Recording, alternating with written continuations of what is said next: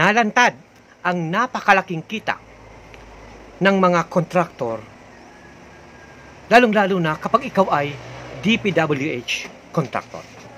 Mga kababayan, tingnan natin papaano yumayaman ang mga kontraktor ng DPWH. May kutsabahan ang proponent o halimbawa senador o kongresista o kung sino man ang pinanggalingan ng pondong yan. Yung proponent, napupunta sa kanila ang 25 to 30% ng kabuuang pondo para sa isang proyekto. 30% niyan ay napupunta sa kontraktor.